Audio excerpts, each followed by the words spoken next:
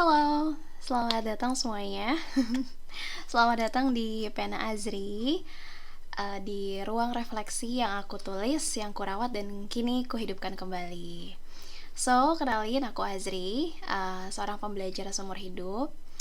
Mungkin kalau misalnya perkenalan background sedikit ya, aku kebetulan alumni dari ilmu filsafat, studi ilmu filsafat di Universitas Indonesia. Udah lama sih sebenarnya, lulusnya di 2021.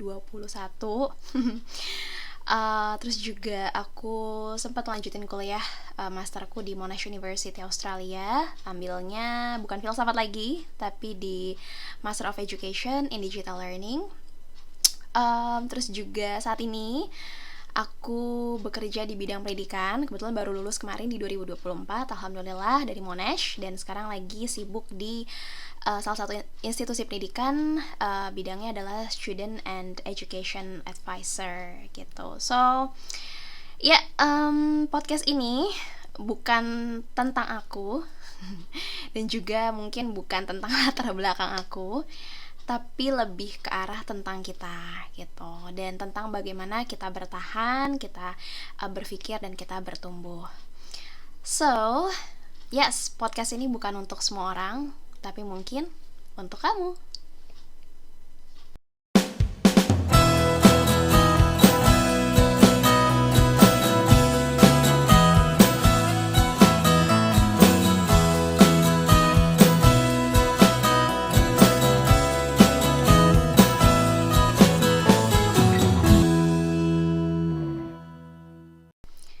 Ya, jadi sebelumnya sebenarnya Pena Azri ini ada di podcast ya, di audio versinya yang bisa ditemuin di beberapa channel. Tapi kenapa akhirnya aku pindahkan ke YouTube? Karena aku lebih pengen mungkin interaksi yang lebih hidup dengan audiens dari Pena Azri, atau yang mungkin disebut sebagai sahabat Pena Azri. So I just wanna welcome the new listeners of Pena Azri. Selamat datang. Dengan aku di sini, Azri. Ya, namanya juga Pena Azri ya.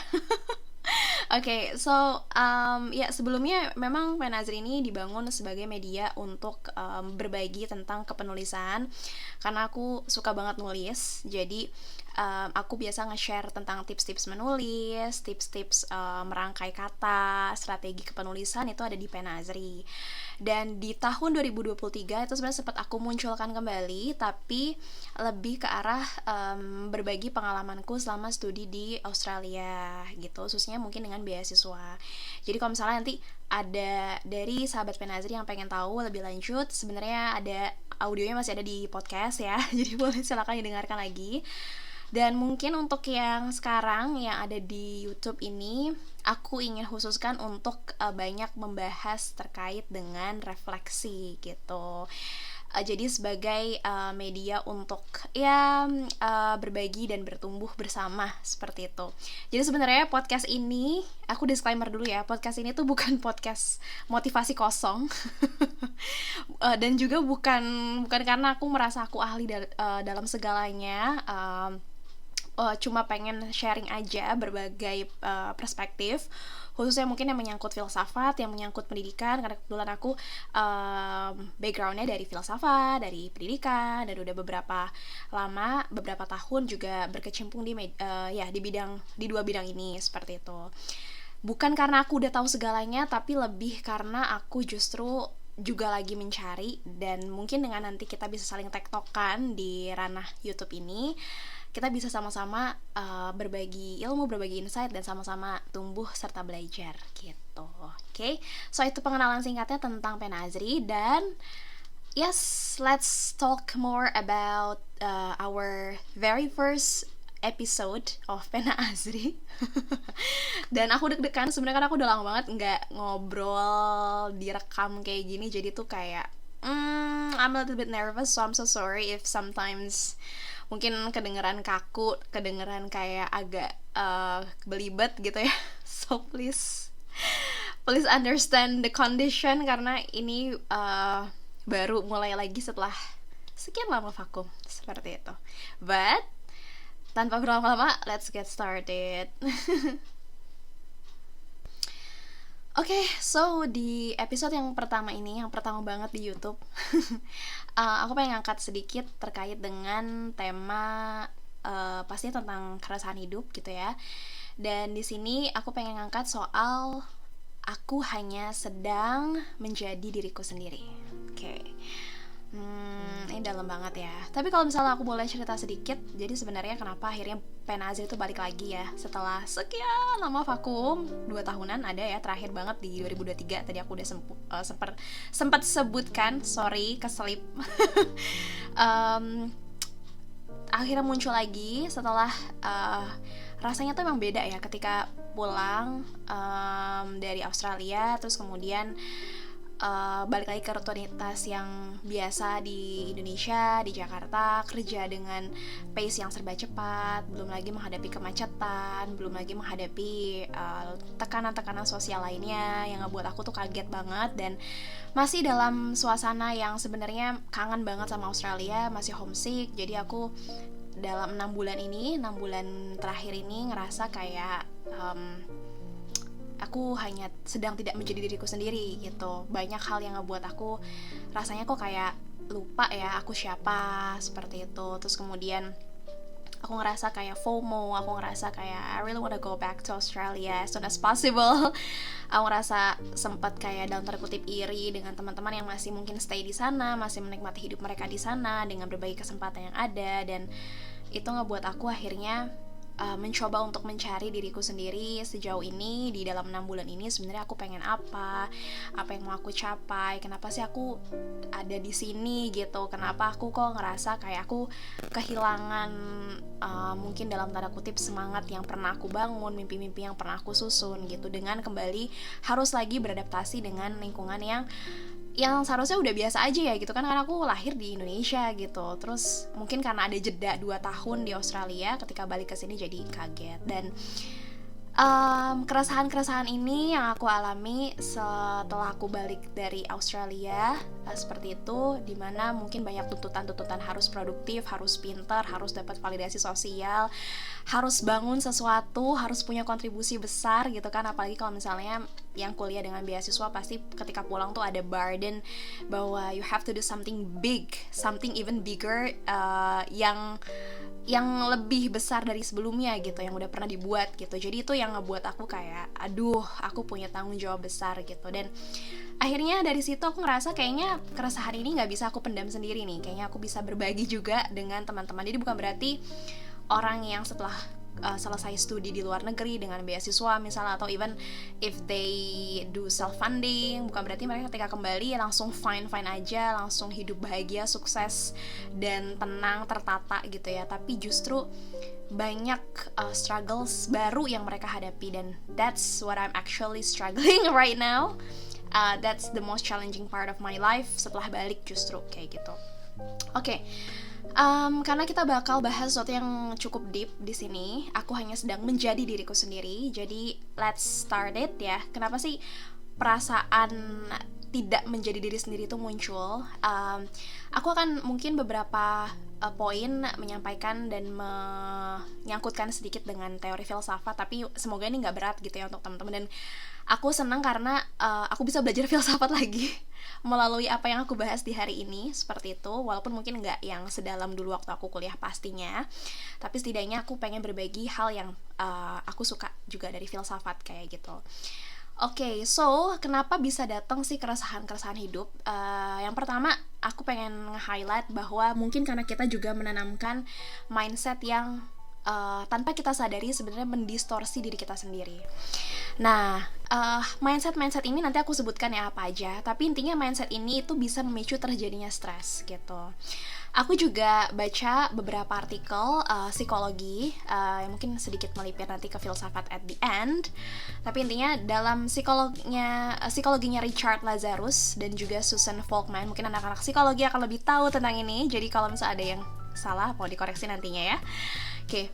Ada satu teori yang disebut sebagai transactional stress dan penanganan stres gitu ya, menggambarkan stres ini tuh sebagai reaksi tubuh terhadap peristiwa yang dianggap itu menantang, dan akhirnya menyoroti peran kemampuan seseorang untuk merespon ancaman tersebut. Nah, jadi di sini Apa sih yang mau dibilang? Sebenarnya ketika kita menghadapi tekanan sosial, itu perspektif ataupun persepsi itu penting. Jadi penting banget di sini. Kalau kita terlalu dalam untuk apa ya namanya, terlalu dalam merefleksi, dalam artian masukin banget ke hati, intinya gitu ya kasarnya, tentang tuntutan-tuntutan yang ada di sosial, itu justru akan mendistorsi diri kita sendiri dan akan ngebuat kita ngerasa kita selalu kurang gitu. Dan tanpa kita sadar, kita bisa kehilangan diri kita sendiri di sini. Jadi cara kita memandang suatu peristiwa, cara kita memandang mungkin burden-burden sosial itu penting banget untuk tetap menjaga kesehatan mental kita. Nah, yang ini juga yang ngebuat aku akhirnya belajar setelah pulang, oh ternyata at the end kita perlu bisa mengkontrol perasaan kita sendiri terhadap apa yang ada di luar, apa yang nggak bisa kita kontrol, seperti itu. Nah, mindset yang kayak gimana sih yang perlu ditanamkan agar kita nggak kehilangan diri kita sendiri? Ini di sini bukan selalu harus bermindset positif ya teman-teman. Bukan harus selalu punya mindset yang positif, optimis setiap harinya, dan harus menghindari mindset negatif, tidak. Ingat bahwa segala sesuatu yang berlebihan itu tidak baik. Baik itu positif yang berlebihan ataupun negatif yang berlebihan. Artinya mindset positif itu kalau misalnya terlalu banyak ya, terlalu kita banyak pakai mindset positif, kita harus selalu positif, itu juga akan mendistorsi diri kita sendiri bahwa kita harus selalu fine-fine aja nih, padahal kita lagi sedih. Harusnya kita validasi dong ya perasaan sedih itu. Kita validasi perasaan bahwa kita mungkin ngerasa FOMO, kita validasiin dulu aja. Tapi kalau kita selalu pakai mindset positif, dalam artian kita positif terus, kita jadi nggak kenal sama perasaan sendiri, kayak gitu. Dan kalau kita pakai mindset yang terlalu positif, kita jadinya akhirnya memaksakan diri kita untuk mengambil terlalu banyak beban, karena kita harus selalu unggul, kita harus selalu positif, kita harus selalu bahagia, kita harus selalu fine aja. Dan itu juga nggak baik gitu.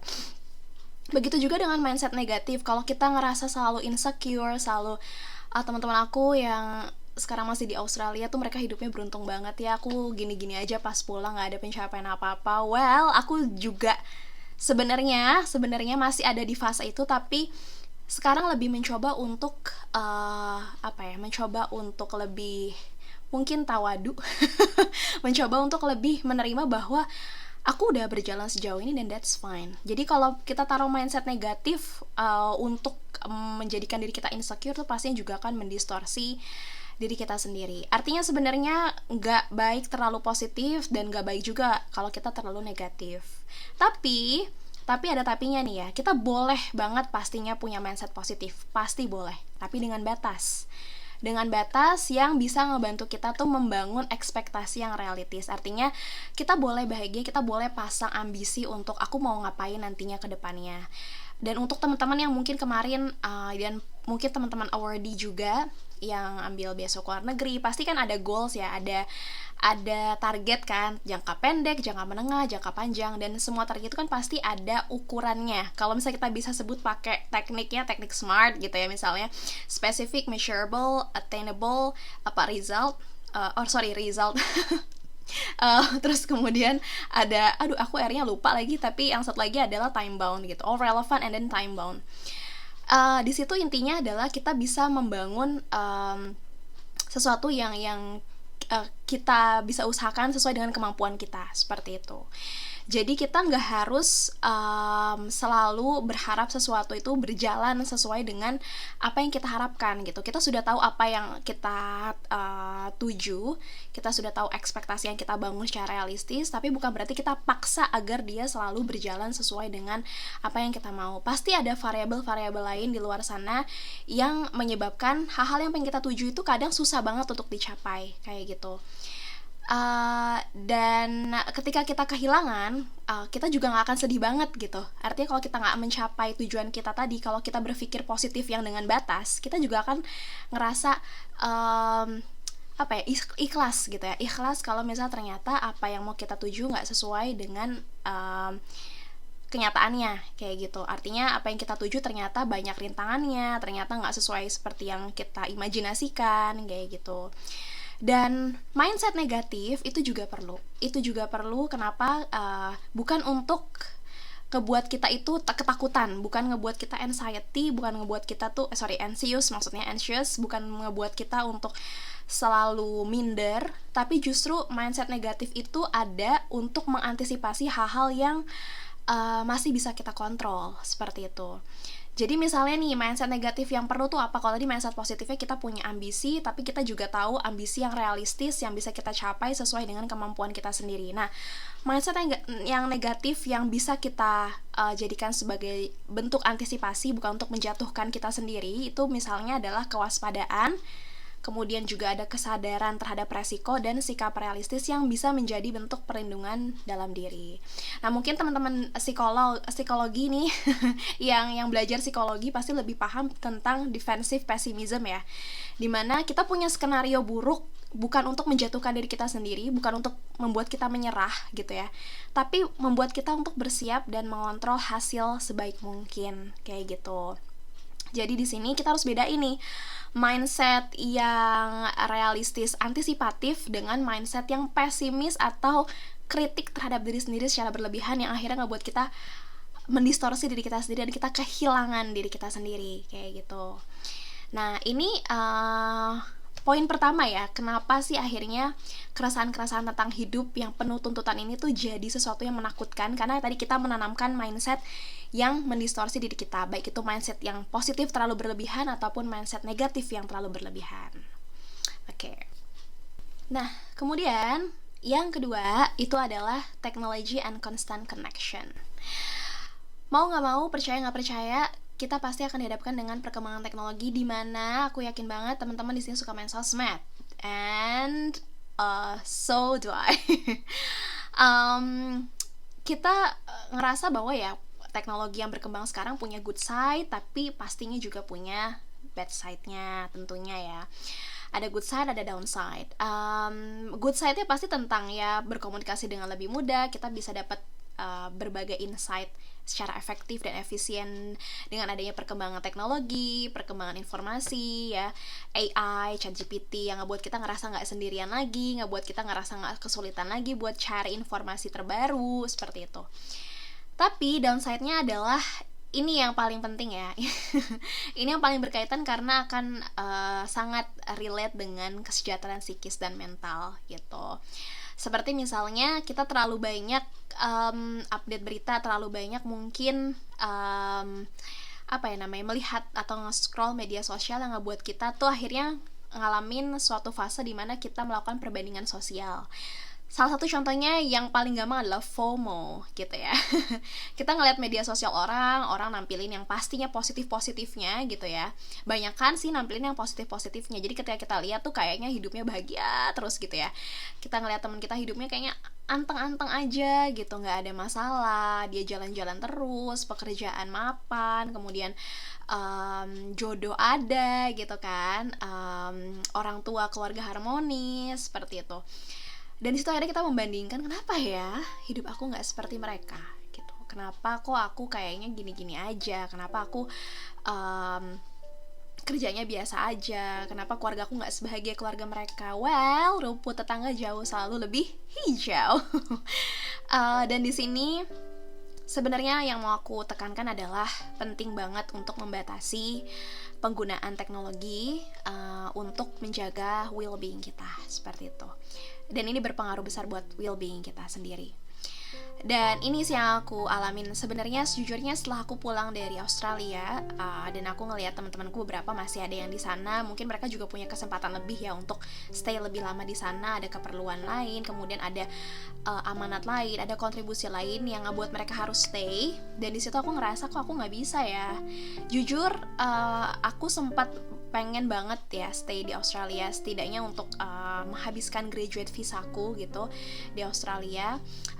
Tapi nggak ada satupun pada saat itu ya, nggak ada satupun yang benar-benar nerima aku untuk bekerja gitu. Artinya aku udah apply ke segala macam perusahaan dan segala macam institusi, khususnya institusi pendidikan karena aku jurusannya pendidikan. Tapi nggak ada satupun yang nyantol. Dan di situ aku ngerasa kayak kenapa ya? Aku tuh kenapa ya? Kok segitu susahnya gitu. Dan akhirnya ketika aku pulang, aku ngeliat media sosial, teman-temanku masih stay di sana, mereka happy banget kelihatannya gitu ya. Aku lihat soalnya kan di media sosial itu yang baik-baik nih. Jadi aku lihat kayaknya happy banget nih mereka gitu. Dan di situ aku ngerasa mulai mencoba untuk kayak aduh aku ngebandingin nih, akhirnya ngebandingin pencapaian aku, ngebandingin diri aku sendiri, ngebandingin value aku dengan mereka. Akhirnya aku ngerasa aduh aku capek gitu kan, aduh aku kok sedih gitu, aku stres, aku anxious, aku ngerasa kayak tertinggal seperti itu. Dan what I did, and actually I've been doing this until today, itu adalah dengan aku memilih untuk siapa yang aku mau lihat story-nya, sejujurnya seperti itu. Bukan berarti ketika aku nggak lihat story dia atau story mereka itu mereka yang salah, enggak. It's just because of me. Gak ada yang salah dengan mereka, ini hanya tentang aku. Mungkin itu cara agar aku bisa melindungi diriku sendiri, agar aku tetap bisa tetap bisa bersyukur atas apa yang aku punya, seperti itu. Dan teman-teman pun gak apa-apa kalau misalnya sahabat Pen Azri pengen membatasi interaksi di media sosial dengan gak ngelihat story orang lain, that's okay. If you really want to deactivate your own account, that's also fine, gak apa-apa banget untuk nge-deactivate itu, karena ya itu gak apa-apa, emang gak salah, gak ada yang salah dari itu. Bukan karena mereka, it's just because of you just wanna maintain your well-being, dan itu sah-sah aja. Dan itu yang aku sebenarnya lakukan sampai hari ini. Bukan berarti aku benci sama mereka yang aku hide gitu ya, enggak. Tapi karena aku lagi mencoba untuk melindungi kesehatan mentalku sendiri, dan aku sedang mencoba untuk menjadi diriku sendiri dengan lebih tenang gitu, dan itu nggak apa-apa. Dan ini yang sebenarnya mau aku kaitin sama apa yang disebut oleh Soren Kierkegaard ya, di salah satu filsuf inspiratifku juga waktu aku kuliah filsafat gitu, bahas tentang eksistensialisme itu nggak ada habisnya sebenarnya ya. Dimana ada satu kutipan dari Soren Kierkegaard yang dia tuh bilang gini, the most common form of despair is not being who you are. Yang artinya itu adalah keputusasaan terbesar itu adalah ketika kita nggak bisa jadi diri kita sendiri gitu. Ketika kita berusaha untuk nggak jadi diri kita sendiri, disitulah sebenarnya kita lagi putus asanya. Nah, dan di sini menurut Kierkegaard, putus asa atau despair itu bukan cuma rasa sedih atau gagal, tapi lebih dalam lagi sebuah krisis eksistensi gitu. Apa yang mau disampaikan sama Kierkegaard ini adalah yang berkaitan sama kita juga, dan tema episode kita hari ini, bahwa manusia itu kan punya jati diri yang unik ya. Manusia itu kan punya value yang harus ditemuin, yang harus dijalanin secara otentik gitu.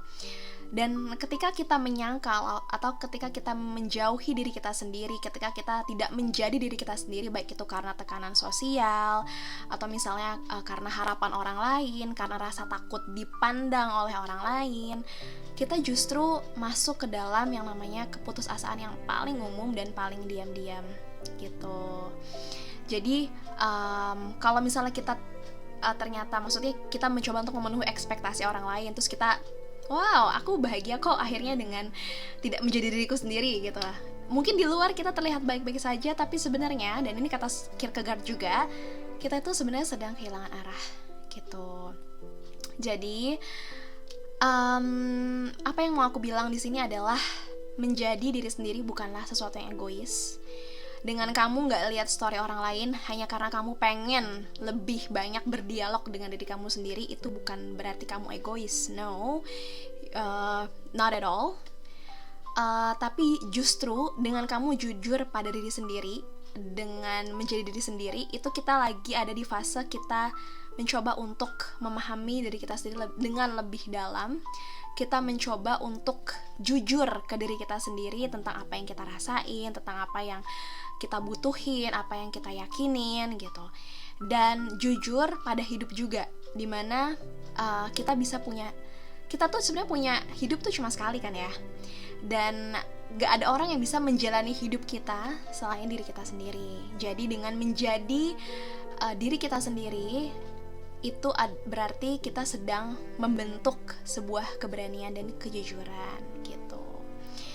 Ya, dan ini yang mau aku sampaikan, bahwa pastinya untuk jadi diri sendiri itu bukan step yang bisa kita lakuin dalam sehari 2 hari, atau mungkin bukan hanya ketika kamu dengerin podcast ini and then you find your own self directly and then that fast. Enggak, karena pasti setelah kamu dengerin podcast ini bukan berarti langsung berubah untuk oke, aku langsung jadi diri sendiri, enggak. Tapi lebih ke arah aku pengen siapapun yang mendengar podcast ini nantinya, siapapun yang mendengarkan Pena Azri di episode yang ini, aku pengen teman-teman mulai mencoba untuk berdialog lebih dalam dengan diri sendiri, mencoba untuk berbicara dengan diri sendiri. Aku tuh apa, aku tuh siapa, apa yang aku mau, apa yang aku butuhin sebenarnya. Dan kamu gak perlu harus menemukan semua jawabannya sekarang atau detik ini juga.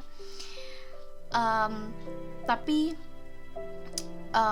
setidaknya kamu sudah punya gambaran bagaimana cara kamu memulai untuk berefleksi, bagaimana cara kamu memulai untuk berkontemplasi dan berbincang-bincang dengan diri kamu sendiri gitu.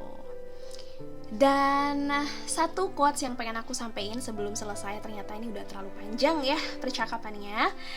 Aku pengen bilang, being yourself isn't selfish. It's a quiet act of self-honesty. So you are not abandoning anyone.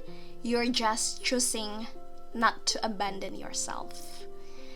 So, itu aja dari aku untuk di episode pertama ini. Mungkin agak cringe sedikit ya. Tapi aku pengen dengan baliknya Pena Azri untuk nemenin sahabat Pena Azri berefleksi semuanya.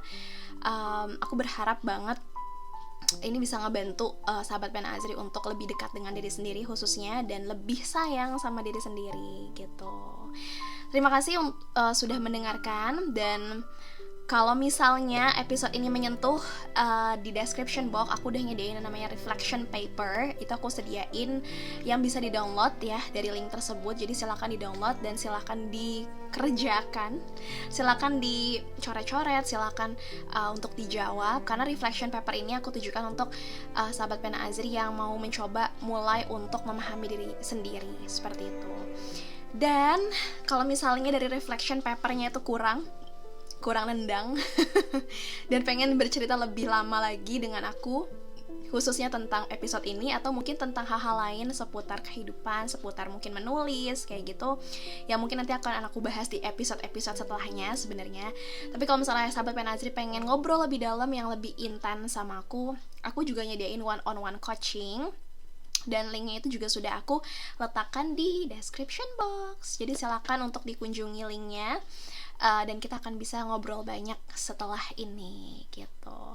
So aku juga pengen ngajak kalian untuk ngasih komentar, apa sih yang kalian dapat, apa sih yang kalian rasain setelah nonton podcast ini, dan apakah kalian sudah mencoba untuk menjadi diri sendiri? Silakan dijawab, dan thank you so much for watching and see you in the next episode. Bye bye.